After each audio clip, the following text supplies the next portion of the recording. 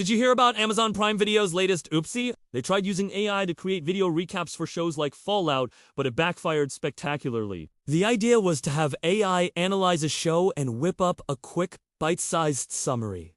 Sounds cool, right? Well, the execution was a bit of a mess. Viewers quickly noticed the AI-generated recap for Fallout got some major plot points wrong. For instance, it claimed a flashback with the ghoul was set in the 1950s, but any fan knows it's the year 2077.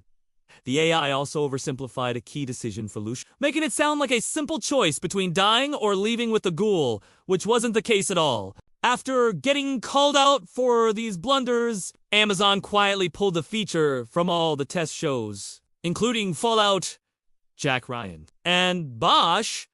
It seems like I still has a long way to go before it can replace a good old-fashioned previously on. What do you think? Let me know in the comments below, and don't forget to subscribe for more news!